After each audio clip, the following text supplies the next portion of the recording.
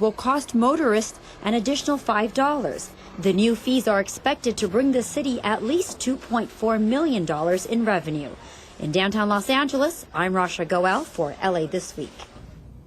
You may not have had time to drop by your local food pantry to lend a hand or to clean out a bag of clothes to donate, but you may have had time to leave a few canned items next to your mailbox on a recent Saturday, as the mayor did, to help stamp out hunger.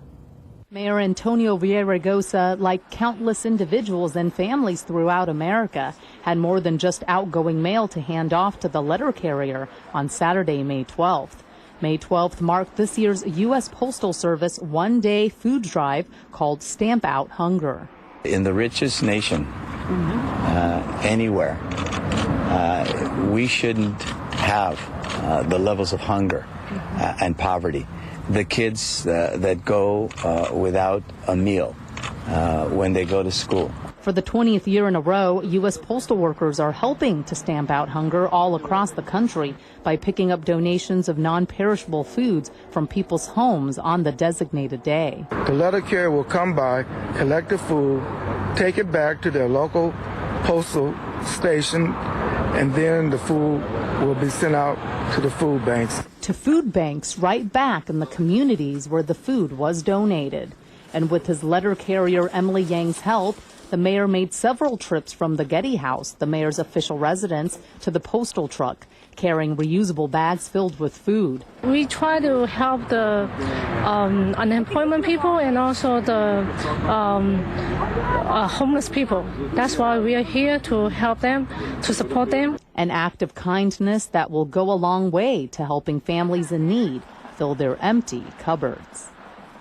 Stamp Out Hunger is the nation's largest one-day food drive. Since its inception, the nationwide Stamp Out Hunger food drive has collected 1 billion pounds of food.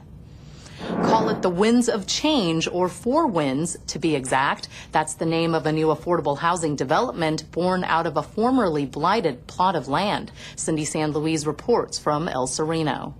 Good things come to those who wait. And after 9 years, ELAC Councilmember Jose Huizar and the El Sereno community celebrated the unveiling of Cuatro Vientos, or 4 Winds, a new 25-unit affordable housing apartment complex at 5331 East Huntington Drive. When we take vacant buildings, blighted properties, other slum housing, and transform them into what is arguably the very best housing on the block, we have forever changed and renewed the landscape of a neighborhood. Located on a 34,000 square foot hillside, the development replaces a vacant lot that had been a community blight since the mid-1990s. Since 1996, ELAC has harnessed over $124 million in housing and other community development resources for the benefit of low-income residents of Boyle Heights and unincorporated East Los Angeles. Cuatro Vientos sits on what used to be the Duran Ford family home.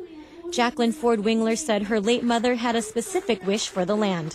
When I was growing up through the years, she used to specifically tell me, oh, it would be lovely to be able to provide more affordable housing, more apartments for the community. We only have these 2 little units. And now the Cuatro Vientos apartments vary from 1 to 4 bedrooms in either apartment style or townhouse style floor plans. To look at this beautiful apartment complex, to know that there's going to be families now that can afford to have a roof over their heads, to provide for their families, that is something that is very, very special. In this place, our children have better opportunities to have a better life.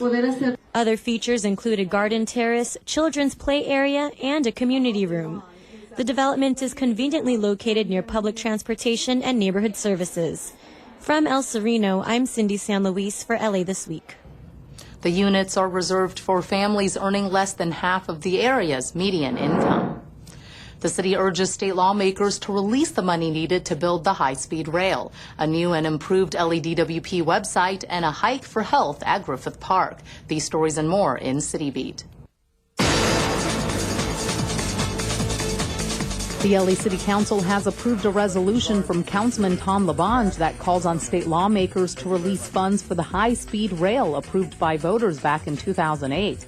The money would fund the first phase of the rail system through the Central Valley. The High-Speed Rail Authority's revised 2012 business plan lowers the project's cost to $68.4 billion. Literally 10 years from today, if all things go as we hope, we will have the first operating segment of high-speed rail, 300 miles, that will go from the Central Valley, from Merced, all the way down to the San Fernando Valley. Once completed, the high-speed rail is expected to take passengers from Los Angeles to San Francisco in about 2.5 hours. Los Angeles and New York City's adopted responsible banking ordinances on the same day last week. The landmark law adopted by the LA City Council was drafted by Councilman Richard Alarcon. It requires banks that do business with the city to disclose how they are reinvesting in Los Angeles. $30 billion that the city of Los Angeles invests through our pension plans and other programs. Do we want banking institutions to then turn around and not invest in Los Angeles? Before the LA City Council vote, activists held a rally outside City Hall in support of the ordinance. One of the most frequented municipal websites in the nation is now better than ever. The Los Angeles Department of Water and Power has unveiled a more user-friendly website, which can be viewed in both English and Spanish. The new and improved www.ladwp.com makes viewing and paying bills online easier. The site also features real-time power outages maps and information which can be accessed 24/7. 5th and 6th graders from several schools in Councilman Tom LaBonge's 4th District recently gathered for the councilman's Hike for Health up to the 1,625-foot peak of Mount Hollywood. The hike is meant to introduce grade school kids to Griffith Park and the joy of the great outdoors. Some animals from the LA Zoo also went along for the hike. We have some arachnids. We have a black widow and a tarantula. So she's going to be joining us on the way up at the top. So she's just woken up a little bit. She's got some food in there waiting for her. The LAPD mounted police and Robbie the robot from the Bureau of Sanitation were also there to meet the students. Transforming the San Pedro waterfront is one of Councilman Joe Buscaino's main priorities, and one of many projects that will complete that transformation recently broke ground. The Port of Los Angeles has long been known for its commerce, but not as a tourist destination. That's about to change. City leaders recently broke ground on a renovation project at the Plaza Park in San Pedro, located between 7th and 13th Streets and Beacon Street and Harbor Boulevard, a project 10 years in the making. The first of 4 planned phases includes the construction of new concrete paths and guardrails, new benches, drinking fountains, and infrastructure for future lighting and slope irrigation. The beautification of Plaza Park means we are one step closer to becoming a destination. I look forward to driving down Harbor Boulevard and witnessing the transformation in progress. Progress is underway, ladies and gentlemen, and this is only the beginning. The Plaza Park renovation project was spearheaded by San Pedro resident Ann Goucher 10 years ago. She was honored at the groundbreaking ceremony. But the project has become a true collaborative effort with many city departments, including Recreation and Parks and the Bureau of Engineering. Personally, I live on 17th Street, so I use this area all the time. I walk and run up and down these stairs as part of my exercise. So I'm looking forward to the improvement. I think it's something that's really beneficial to San Pedro and opening up the waterfront. Once this is created, it's going to be here for generation after generation for this community. Right. And this is a legacy that we can leave behind for our kids, our grandkids, and so forth. A community better known for its industrial contributions is making a name for itself as a destination town, one improvement, one park at a time. In this week's list of things to do, a celebrity curates an exhibit all about Rebel Without a Cause, a child safety seat event, and a Greek festival in the Valley. Actor, writer, Oscar host, and now artist. James Franco recently premiered his exhibit Rebel at the Museum of Contemporary Art in Los Angeles, or MoCA. Rebel is an ode to Nicholas Ray's masterpiece Rebel Without a Cause. Franco got his big break playing James Dean in the 2001 TV movie. The exhibit, which features the works of many different individuals, uses film, video, photography, painting, and more to reinterpret the film, its many themes, the actors themselves, as well as the film's place in history. The exhibit is being hosted at a pop-up annex location at 941 North Highland Avenue. More info can be found at mocha.org. If you're in town on Memorial Day weekend, head on over to the St. Nicholas Valley Greek Festival at the St. Nicholas Greek Church, located at 9501 Balboa Boulevard in Northridge. The 3-day festival, the biggest Greek festival in all of Los Angeles, will be held Friday to Monday, May 26th, 27th, and 28th from 1 to 9 p.m. daily. This San Fernando Valley tradition features Greek music, dance, food, culture, games, booths, and more. For more information, go to valleygreekfestival.com. And if you have a baby or toddler, it is of the utmost importance to make sure their car seats are safely installed. That's why the Northridge Hospital Medical Center is holding a child care seat safety event on Saturday, May 26th from 9 a.m. to 1 p.m. at the hospital's Education Auditorium. The checkups are run by trained and certified child passenger safety technicians. The hospital is located at 18300 Roscoe Boulevard in Northridge. The event is by appointment only. To schedule an inspection, call 818-885-8500, extension 3437. And remember, you can find this information on our Facebook page. And that's a look at some upcoming things to do. Home tours are a way for everyday folks interested in architecture and design to see how the other half lives. But at one recent home tour, the spotlight was not on the houses, but the gardens out back. It's the latest thing in gardening, backyard beekeeping. Not only can the bees help increase the pollination in your garden, you can even harvest your own honey. It's just one of the things folks learned about at the Learning Garden. It's one of the gardens that took part in the 4th annual Mar Vista Green Gardens Showcase, a free self-guided tour of community and home gardens. We're here to meet the other people who are in the garden tour and kind of share, because actually this is the first year they're doing that, because last year everybody's in their home hoping, people come and see their garden, and we don't get to meet each other, all the people on the tour. So they thought it would be a great idea to meet all the people who have the same, excitement and enthusiasm for growing things in their yard. At this Mar Vista Green Gardens Showcase pre-show event, folks did more than mingle. They took a tour of the Learning Garden, Venice High School's student garden. At all the schools, they grow things that they can eat. So that's the primary thing, but the ornamentals bring in the important bees and other insects that help the edibles thrive, and they're also, of course, very aesthetically pleasing. Gardening is one of the most nurturing connections we can make that enhance our lives. Councilmember Bill Rosendahl, who dropped by the preview event, picked a few vegetables to take home. Good carrots, folks. They're growing carrots right here, Venice High School. How wonderful. The annual event is gaining a following from an increasing number of people who are growing instead of buying the food they eat. My children, they will eat basil leaves or mint leaves right off of the bush, and they just love, great tasting vegetables, and it's just amazing to me that that comes out of the earth. Out of the earth and onto your plate, a way of life that's taking root. In all, this year's showcase featured 99 gardens, including school gardens and green sites like the Million Trees LA facility, but most were home gardens.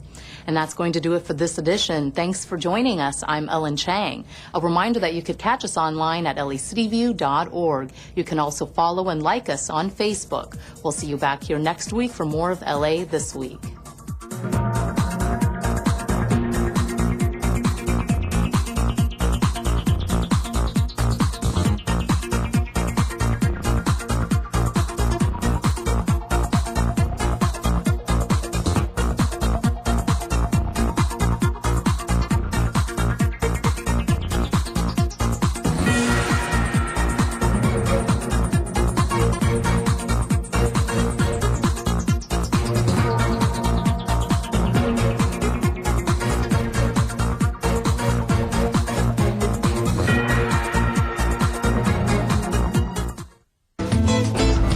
Hola, soy Marisol, desde Canoga Park, la ciudad toda americana.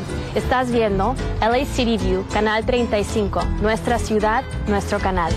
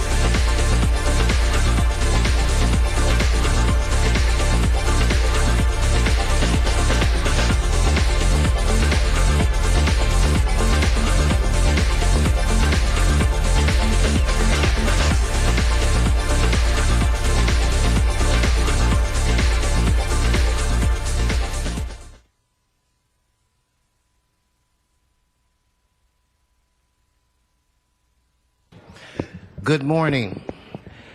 Welcome to your Los Angeles City Hall. My name is Herb Wesson. This body meets every Tuesday, Wednesday, and Friday at 10 a.m. The public is welcome. Our committee hearings are open to the public. At this time, Madam Clerk, I believe we have a quorum, so if you would call the roll. Alarcon, Buscaino, Gartness, Englander, Garcetti, Weezer, Carrasco, Corian, Labange, Parks, Perry, Reyes, Rosendahl, Zine, Wesson. 10 members present and a quorum, Mr. President. Thank you. First order of business. Approval of the minutes. Ms. Perry moves, Mr. Labange seconds. Next. Commendatory resolutions for approval. Mr. Garcetti moves, Mr. Englander seconds. Mr. President, today is Tuesday, and now would be the time for the flag salute. If everyone would please rise for the flag salute, led today by Tom Labange. Thank you. I'm going to ask our guests to rise, if we would all rise and face the flag. Place your right hand over your heart. Ready, begin. I pledge allegiance to the flag of the United States of America and to the republic for which it stands, one nation, under God, indivisible, with liberty and justice for all. Thank you. Thank you, Mr. Labange. So, Madam Clerk, I would suggest that we go through the agenda at this time. So if we could start with the first section of the agenda. Items 1 through 10 are items for which public hearings have been held. Okay, specials, members. Items 1 through 10. Okay, let's then prepare to open the roll on this. So let's open the roll. Wait, Mr. Garcetti is holding number 1. On the remaining items, let's open the roll, close the roll, tabulate the vote. 11 ayes. Next. Items 11 through 19 are items for which public hearings have not been held. 10 votes are required for consideration. Okay, without objection, those items are now before us. On these items, do we have any cards? Cards on item 15, and I believe there's a request by Mr. Rosendahl to hold item 17 on the desk. Mr. Labange. Mr. Parks requested it be 17 special. Wait, he requested 17? Special. Okay, so we've already got that one. Members, any other specials? Items 11 through 19? Seeing none, let's prepare to vote on the remaining items. Let us open the roll, close the roll, tabulate the vote. 11 ayes. And Mr. President, items 11 and 12, the ordinances will be held on the desk. Will be held over for 1 week unless reconsidered later in the meeting. Okay. Well, when we get 12 members, we'll reconsider those items and we'll get them out today. At least that's my intention. Next, I think we're on item 20. Yes, on the supplemental agenda, item 20 is an item for which public hearings have not been held. 10 votes required for consideration. Okay. Without objection, that item is now before us. Any cards? Any cards? No cards. Members, any special on item 20? It's a reward motion. Okay, so we're going to hold that for Mr. Alarcon. Excuse me, Mr. President, there's a request to reconsider item 10. Okay, then let's have a vote on reconsider. Yes, Mr. Reyes. Item 4, please. I'm sorry. Okay, let's have a vote on reconsideration. Can we do 4 and 10 at the same time? Yes. Okay, this is for reconsideration. Let's open the roll, close the roll, tabulate the vote. 12 ayes. Okay, so item 4 is held special by Mr. Reyes, and item 10, was that Mr. Labange? That's Ms. Perry. Ms. Perry, item 10. And Mr. President, now that you have 12 members, do you wish to reconsider items 11 and 12? Yeah, let's have a vote on reconsiderations for those two items, 11 and 12. So members, we're voting on reconsideration. Let us open the roll, close the roll, tabulate the vote. 12 ayes. Okay, now we will actually vote on those two items. Let's open the roll, close the roll, tabulate the vote. 12 ayes. And there's a request for both items to go forthwith. Without objection. Mr. Englander. 12 forthwith, please. We just sent them. 11 and 12? Yes.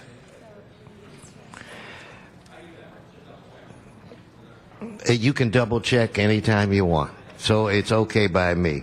Where does that bring us, Madam Clerk? To items called special or general public comment.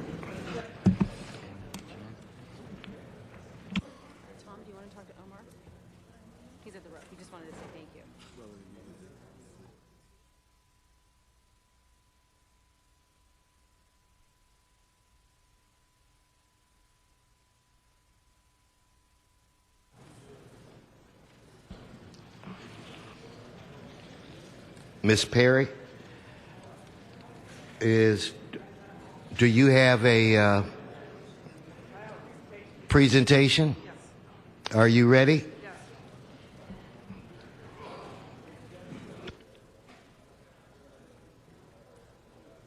Now, Ms. Perry, for a presentation.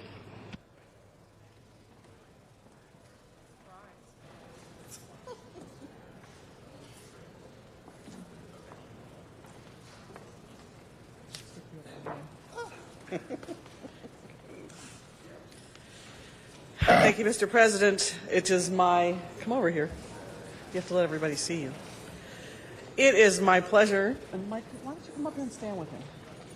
It is my pleasure to welcome Steve Andrzejewski to Council, who has for years demonstrated a steadfast commitment to the city's most vulnerable and at-risk residents. He has made invaluable contributions to the City of Los Angeles in supporting its efforts to reduce and end homelessness. Stephen joined the Los Angeles Homeless Services Authority as Chief Financial Officer at a time of crisis and has worked to put the agency on a firm financial footing. Through his leadership, the Los Angeles Homeless Services Authority has developed comprehensive fiscal controls to ensure the successful allocation of resources from the city, county, and housing and urban development.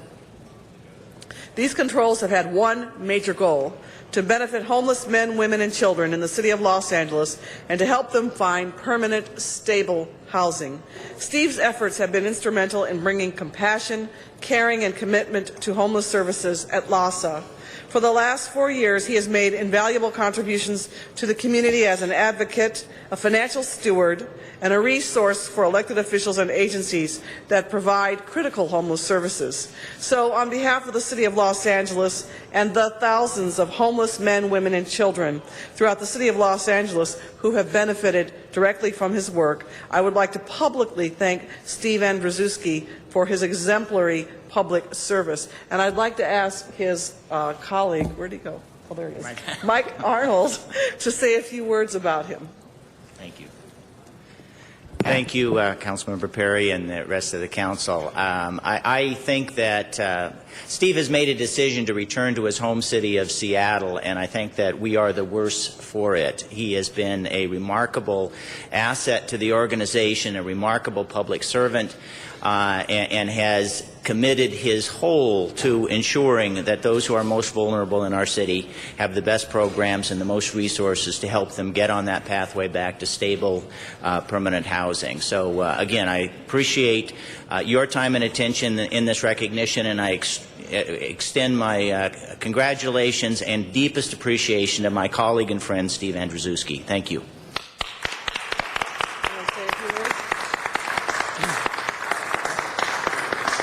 Thank you, Councilmember Perry. Thank you, Mike Arnold. It's been my pleasure to serve the City of Los Angeles as well as the County of Los Angeles over these past years.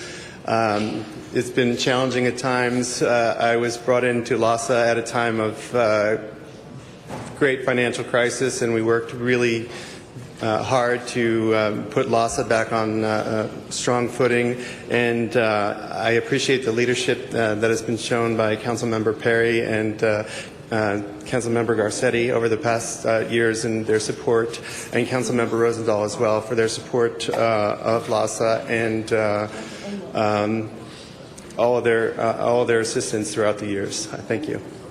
Thank you very much. Congratulations.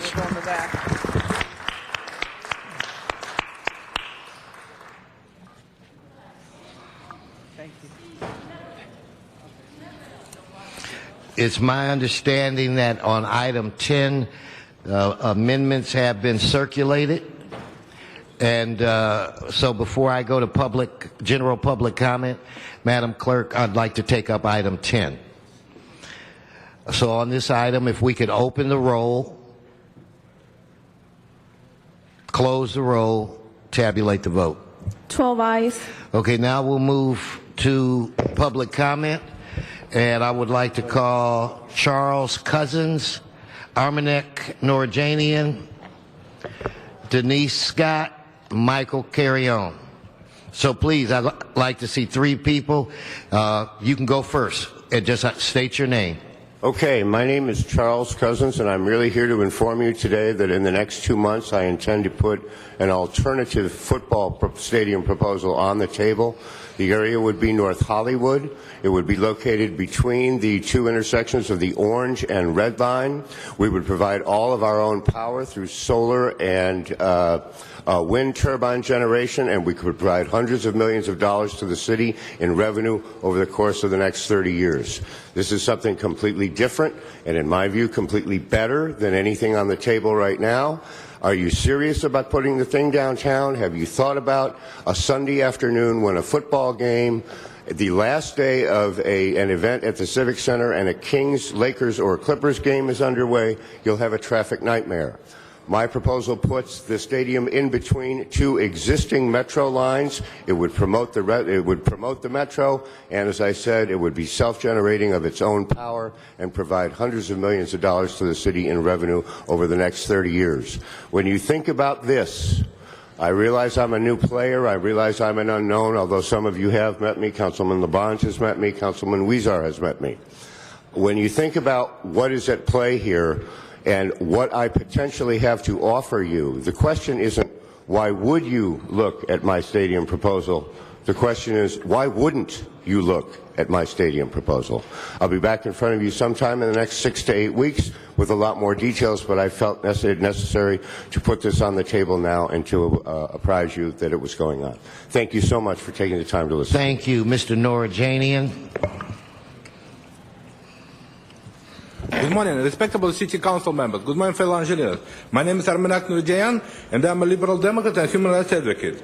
I run for the seat of California State Assembly from South Central Los Angeles, from 59th District. And I ask the vast majority of black and Hispanic voters to vote for me as most liberal, most progressive candidate of all. Actually, I promise to raise taxes 50% against gasoline sale corporations and oil producing manufacturers in order to create new jobs, in order to increase state revenue and keep social programs up and running. Actually, I promise to raise speed limit on California highways and freeways about 20 miles up, and also I propose to provide 6 months free pregnancy leave to all California women. I propose to make same-sex marriage law of the land, and I also propose a comprehensive ban against so-called medical marijuana dispensaries, as 56% of California voters rejected Proposition 19, legalization of marijuana. And actually, I will craft a legislation to close down the so-called medical marijuana shops, where rip off clients and charge gross sums of money.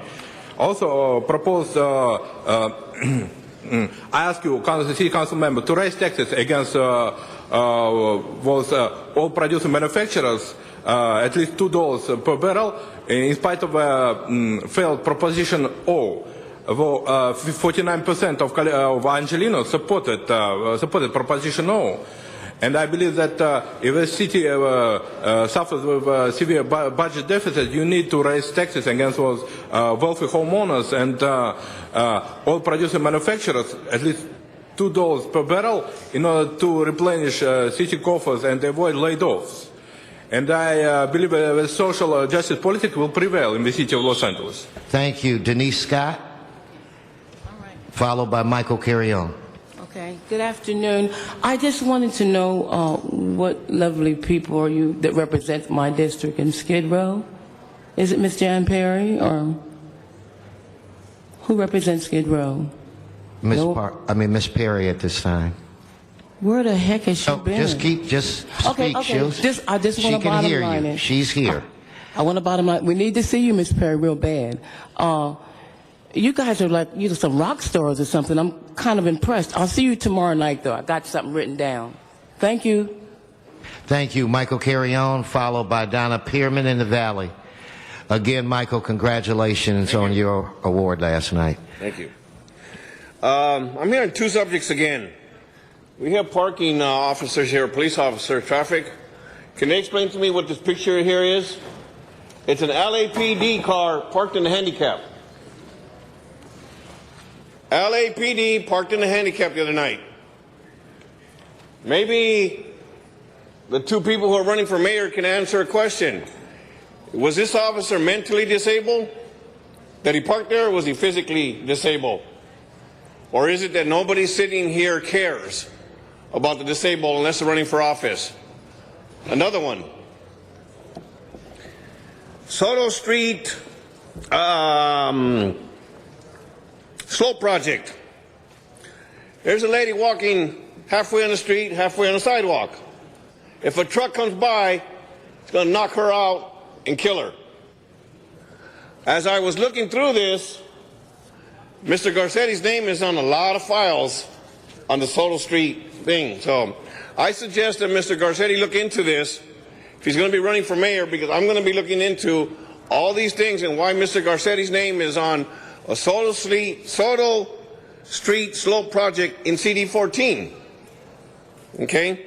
If he wants to speak to me, he can after. But as I look into this more and more, excuse me, officer, can you have these people shut up or take their conversations elsewhere? Okay, come on, Michael. Let's keep it down. Let's keep it down. Okay. Go on, Michael. Thank you. All I ask for is the same respect that you guys asked for.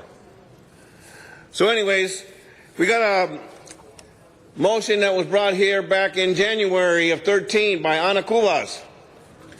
We're still waiting for the same report. Same report that says that the property owner does not have a right paperwork yet. Thank you, Mr. Carrion. Now we go to the Valley for Donna Pearman. Yes, we're still here over here in the Valley. Anyway, Miriam is with a daughter who's visiting from the college out east, but she would be otherwise, so you should count her still as the one who uses video conferences. It's totally wrong to take away our First Amendment rights to speak video conference from Van Nuys. Miriam is physically disabled, and it's nearly impossible for her to go to Spring Street, and will have to file a suit against the Disability Act.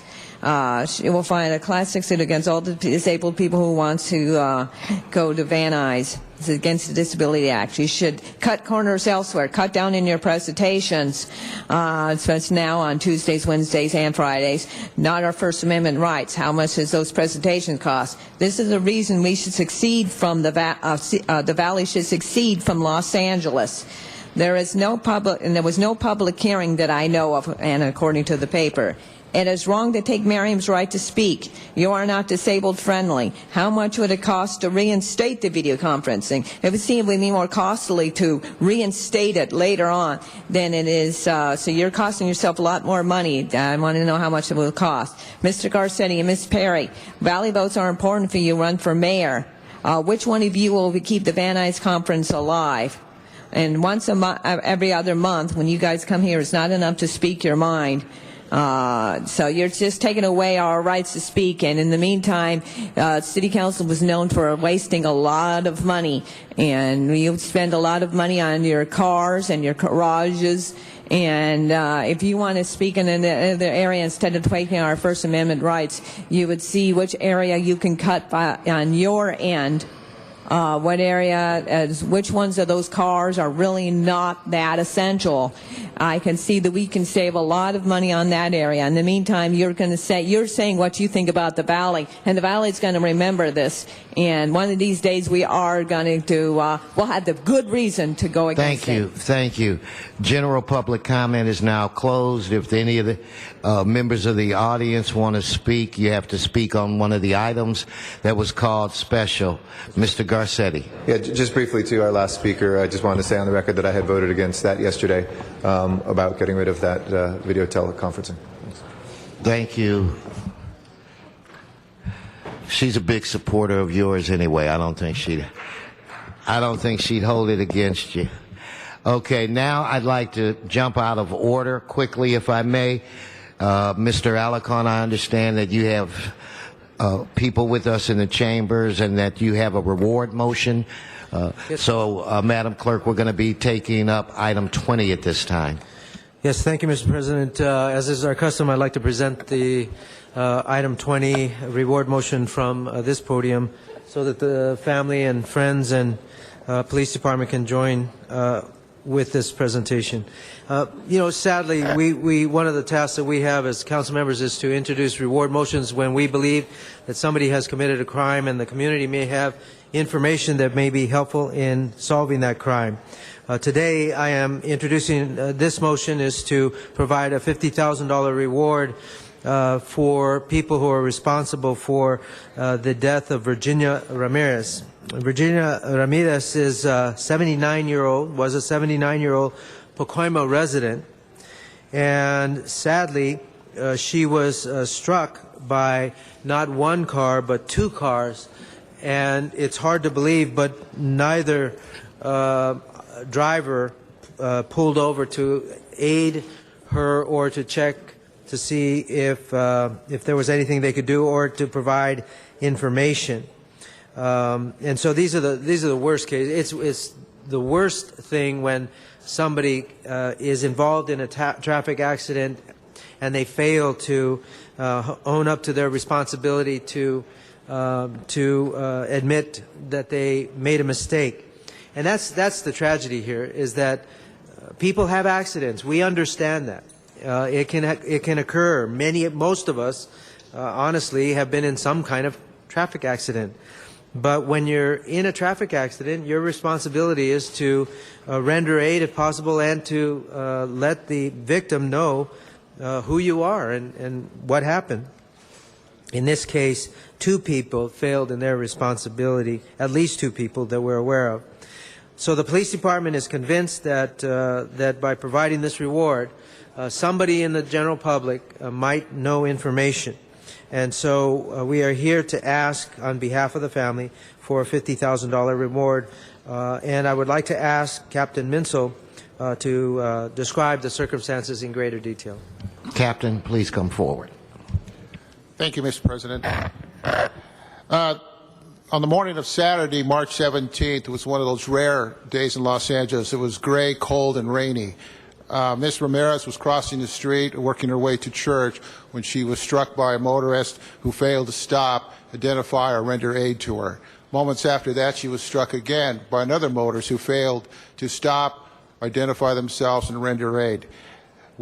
Valley traffic detectives have been working this case, and through this motion, we believe we can take this to a new level with your support in offering this reward.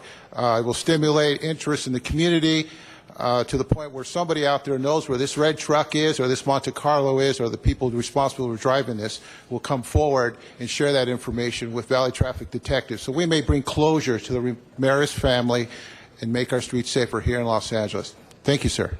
Thank you, Captain. I'd also like to ask Detective Bustos, the head of detectives in Valley Traffic, to come forward and make comments in Spanish, if you would allow us to do that. Of course. And just know to the family that the prayers of this council are with you and the family. That is just terrible.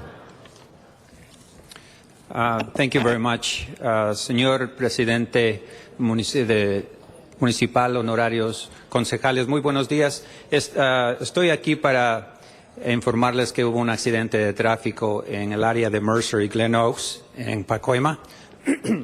Perdón.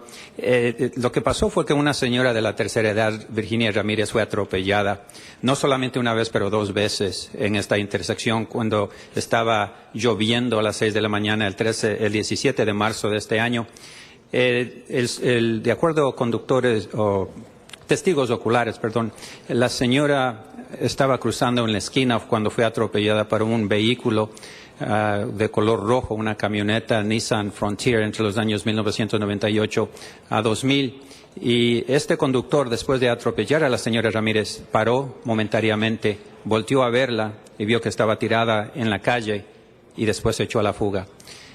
Este conductor no paró para llamar al número 911, no paró para identificarse o prestar ayuda. Optó por dejar a la señora Ramírez tirada en media calle, moribunda y bajo la lluvia.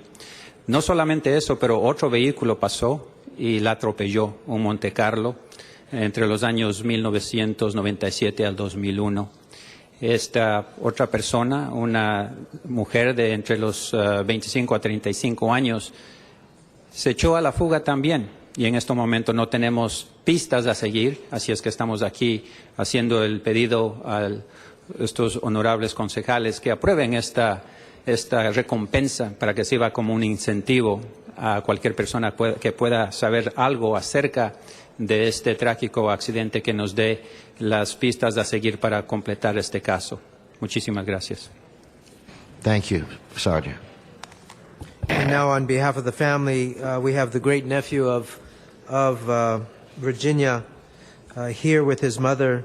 Homero Valencia was telling me that he didn't know his grandmother, and so Virginia was the only grandmother he knew. So I'd like to ask Homero to step forward on behalf of the family. Hello, good morning.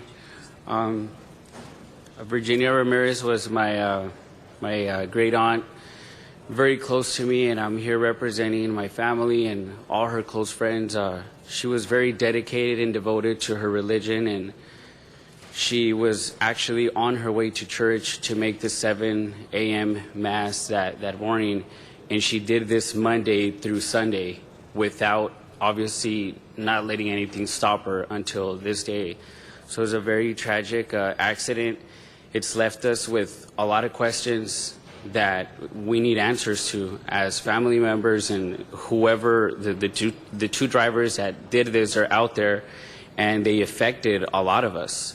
So the family members, friends, were all affected by this. So we would like to directly ask for your guys' help and your support to maybe with this reward it could shed some new light and maybe make some people come forward with new information that could help us out and help us bring some closure to the family and all the friends. And my mom would like to say something also in Spanish. Buenos días. Estamos aquí con todo el respeto para pedir la ayuda para resolver el caso de mi tía Virginia, que trágicamente murió en un accidente. Good morning. We are here with respect to ask you to help us solve the tragic accident of my aunt that she died in this accident. And also, I wanted to say that my family and I, we are here for some help to resolve my Aunt Virginia case, and I would like to ask with all my heart, please help us. Thank you. No, thank you. And again, our prayers go out to the family. And finally, I would just like to recognize the representatives of Mary Immaculate Church. These are her friends. They actually live with her some of them live with her in an assisted living facility, but also she was a very devout Catholic and attended Mary Immaculate Church, and Father Santoyo is here from that church. And so this is a crime against the community, but only the community can help solve it. So I hope that somebody who may have information, whether it be a body shop worker or a neighbor that might recognize the vehicles involved, please come forward and take on your responsibility. We cannot have 3 acts of non-responsibility. We've already had 2, and Virginia deserves better than that. Thank you. and I echo what Mr. Alarcon said. Somebody out there saw something. Please help bring closure to this family. Okay, on this item, let's open the roll, close the roll, tabulate the vote. 13 ayes. The reward will be issued. Mr. Garcetti. Mr. President, I'd like that to go forthwith. Forthwith, and we're going to now take up item 1. Thank Mr. you. Garcetti. Thank you, Mr. President. I just called this a special briefly to let folks know as well. I ask your support today to adopt this ordinance in order to waive admissions fees to our city arts facilities, specifically Hollyhock House at Barnsdale Park and the Watts Towers, for active military personnel and their families. Did this with Mr. Buscaino, Mr. Rosendahl, Mr. Labange. Mr. Stein would have been there, but I think he was gone recruiting some folks to the Army. But this fee waiver would be effective from Memorial Day to Labor Day. It's a small token of our appreciation for the men and women who are serving our country, and I ask you for your support. This is through the Blue Star Museums program that is offering from that period of time for all of our active military personnel free admission to be able to, as they come back from war or as they get ready to even deploy, to be able to spend time with their families for free at some of our great cultural institutions. So I ask for your support. Thank you. Thank you. Armanek Noorjanian. And if you're going to speak on multiple cards, Mr. Noorjanian, why don't you come and sit up here closer in the interest of time? Go. Good morning, City Council members. Good morning, fellow Angelinos. Actually, I oppose Resolution 1 as a Liberal Democrat trans for California State Assembly. I need to oppose this resolution item 1 and ask City Council members to vote against it, Resolution 1. Because this resolution 1 is fiscally irresponsible, and actually the proposal to charge no admission fees for all active military personnel and their families is actually goes against the fiscal responsibility of the city government. It's supposed to be present. Actually, I believe that all military members can afford pay for their admissions tickets, you know, like anybody else pays. And they are not poor or live below poverty line that cannot afford paying their admissions fees. And city council members should take responsibility that the city will lose revenue if this resolution item 1 being adopted. But actually, I hope that city council members will care for the fiscal responsibility of the city of Los Angeles to collect revenue, and will actually reject that proposition 1 as fiscally irresponsible and actually make the city of Los Angeles lose revenue in admission fees. And when actually I believe that this resolution item 1 is simply a monument to fiscal irresponsibility, and it actually deprives the city of Los Angeles of so much necessary revenue. And in the second, that military personnel families are not poor; they can afford pay for all those admission fees. So that I ask again, city council members to reject proposition 1 as fiscally irresponsible. Thanks so much. Thank you. Okay, on this item, let us open the roll, close the roll, tabulate the vote. 13 ayes. Okay, now we're going to move to item 15. I have 3 speakers on this item, Linda, Ann, and Marcia.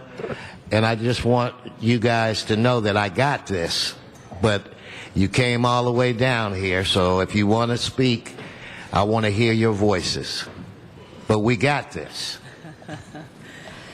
Good morning. My name is Maisha Clausen. I reside at 2427 4th Avenue. I stand in support of the restricted parking. This would be no overnight parking from 2 a.m. to 6 a.m. On 4th Avenue, this would be particularly beneficial because there is still a bridge open that crosses, a pedestrian bridge that crosses the 10 freeway. People park their cars, they go across the bridge, they do drugs, they come back, they sit in their car, they do drugs. We have all manner of people living in their cars. I'm a little tired of cleaning up used condoms and feminine products, so I stand in support of this. I'd like to also close by reading part of a letter from former Chief of Police Bratton. Restricted parking on the street would provide law enforcement officers and the Department of Transportation with an additional tool to fight crime and improve quality of life issues in our community. Our contention is to concentrate on minor issues before they implode and avoid occurrences of illegal activity, thus restoring the luster and enhanced safety for the residents of the Southwest community. Thank you. Thank you. Thank you, Linda. And then Ann. My name is Linda Murray. Mr. Norajanian, you filled out a card on this item. Please come forward. Go on. My name is Linda Murray. I live on 9th Avenue and West Adams Avenues. I'm here to submit the letter in support of this application by Chief Bratton and Captain Zipperman. Thank you, and good to see you again. Ann, come forward. Hi. Good to see you. Thank you. My name is Ann Tate. I live on 7th Avenue, and I'm here to support the what is it called? The parking application. I'm sorry. I'm wanted approved because there's lots of people that come and drop their cars in our neighborhood, and on my street alone, there's 10 young kids under the age of 4, and there's no visibility down the street, and people just drive down that street really fast. And I'm afraid somebody's going to get hurt. So thank you very much. No, thank you for all of you for taking the time out of your schedule to come down. Mr. Norajanian.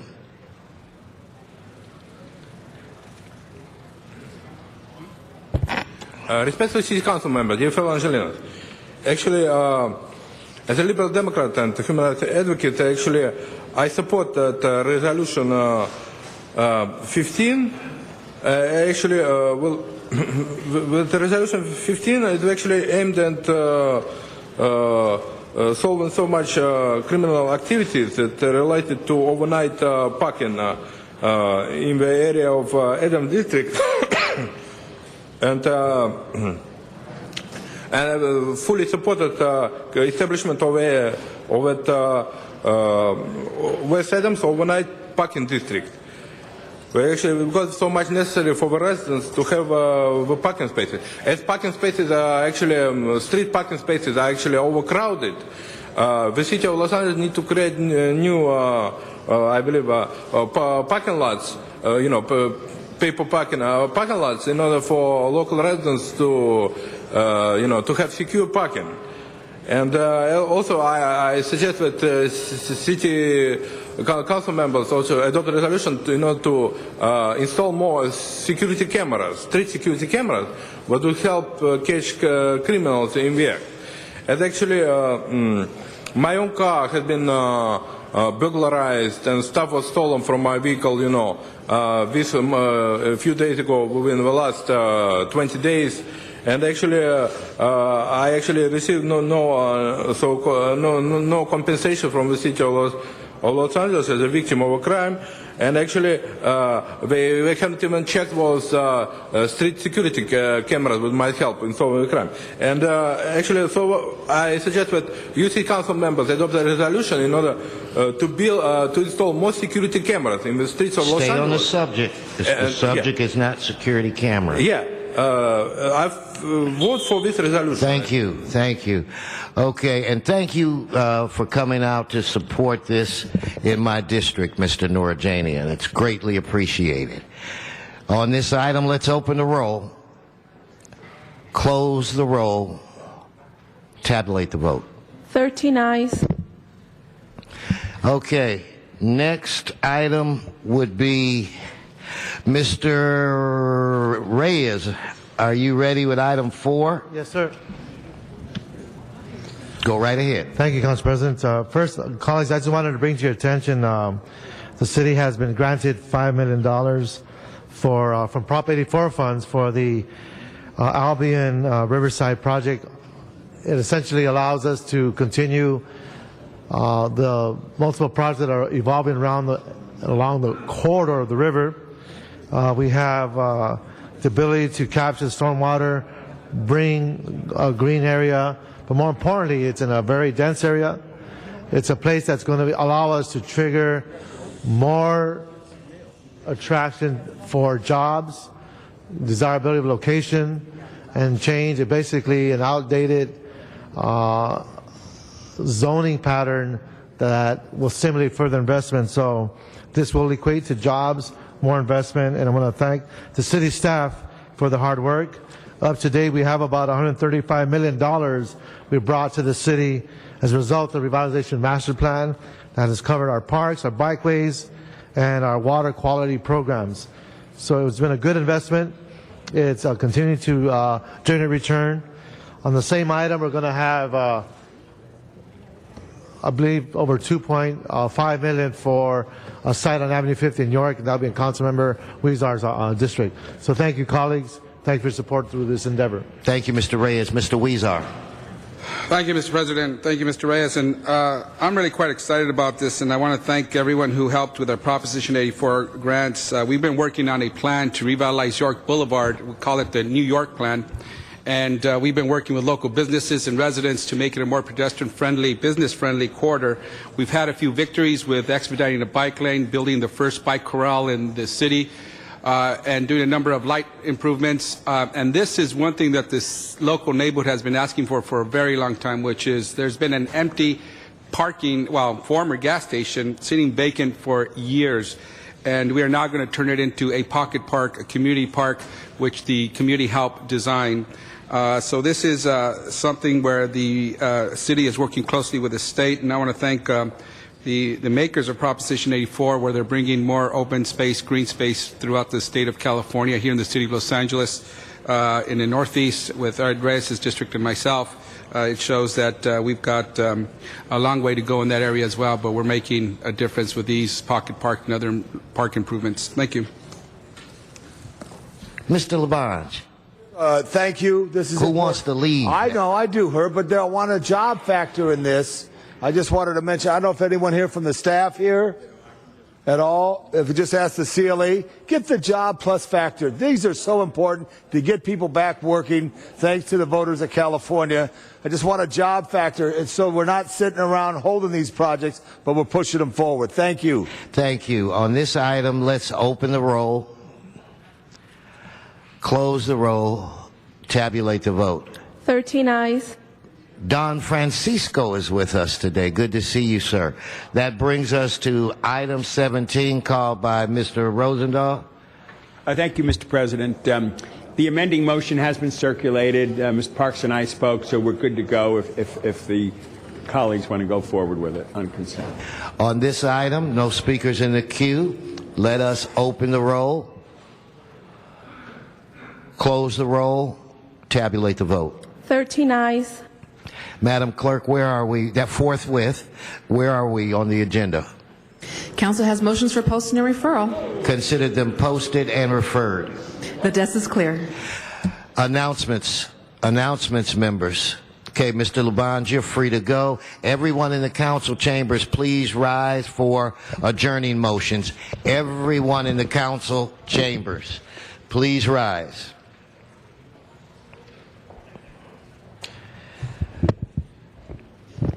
Adjourning motions, members. Mr. Labange.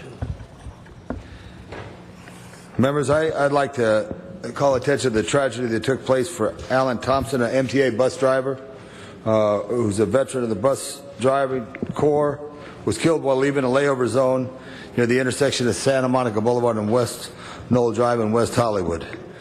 It's a very sad day when our bus drivers get attacked. This happened 2 days ago. He's survived by his family, his partner, and family and friends. I request we all adjourn in memory of MTA bus driver Alan Thomas. Members, any more adjourning motions? Mr. Garcetti? Yes, I have two adjourning motions today. First, I ask that we adjourn in memory of the brother of a woman I think many of us know, Lena Kennedy and John Kennedy, who are active in Democratic politics here locally, and their brother passed away. The funeral was I believe yesterday, and let me just get the name up, Mr. President. I'm so sorry. We also are going to adjourn in memory of John Glass, but here we go. The brother of Lena and John Kennedy is Michael Thomas Kennedy. He passed away on May 9th. He was a son, husband, father, brother, uncle, grandfather, and friend. And he died unexpectedly after a very short illness. But for the past 10 years, Michael was a brother to both John and Lena, the best brother they described anyone could ever want to have. A tough guy. He protected his 7 sisters and 2 brothers from the rougher side of growing up in a poor urban environment. His mother, Leola Kennedy, who's now in hospice care, was fortunate enough and strong in her Mississippi roots to visit with Michael in the hospital a few days before he passed. During the visit, he was responsive, and their mother lovingly caressed his forehead and whispered positive affirmations in his ear of their mutual faith. Mike was an incredible man, somebody who was a believer in God, somebody who was filled with the Holy Spirit, known as Big Mike to his family. May Michael Thomas Kennedy rest in peace. Mr. Garcetti, can we, maybe all members, or at least I would like to be on that. And last week, Mr. Krikorian and Mr. Koretz adjourned for Mr. Glass. Oh, okay. So that was done last week. For John Franklin Glass? Okay, cool. Okay, thank you. No. I'd like to add, obviously, a great man and one who had a connection with directly, but thank you for adjourning. Ms. Perry. Make sure that we do all members, because I know Lena better. Well, I know John too, but I didn't know their brother. And Michael sent a beautiful email blast out as he was taking some time off from work about what the loss of his brother meant to him and to his family. It was very beautifully written and very, very, very touching. And it's just too bad. Yeah, all members would be great. It's a great family. Many of us know them, and they work very hard in this area. Mr. Garcetti. And I appreciate that, Mr. Coyne. Thank you. Mr. Glass was a dear friend and somebody who I know you've said many positive words about. He and his wife Judith were incredible activists. I was very active with the Jewish Progressive Alliance, with both of them, the Progressive Jewish Alliance and the Americans for Democratic Action. Somebody who always stood up for health care in particular. He would put you in a corner and say, where are you on single payer? How are we going to get health care for everybody? What are we going to do to make sure that dream is not lost? Whether it was Neighbors for Peace and Justice, Healthcare for All LA, he was one of those people who you like, there he is again, and it's people like that who actually change the world, who never let you forget what the important and most compelling acts of justice that we can take in our lives. I'm so sad that he passed due to complications with pneumonia, but he's somebody whose presence, I just saw him a couple weeks before that, and of course he was talking to me about health care and wanting to make sure that the many times that I had joined him, that he had another piece of legislation at the state level I would help out with. I gave him my word that I would. And I know the many, many elected officials who have honored him really were all touched by his life, and he touched us to take the action that has improved millions of people's lives. Thank you. Mr. Krikorian. I just wanted to thank Mr. Garcetti for bringing up John Glass's name again. And if it's not too late, I think it would be appropriate that we add all members if we still can do that. If it's not too late. Okay, with that, Mr. Laban. All members on the MTA bus driver, Mr. Thomas. Okay. All right. Members, this meeting is adjourned.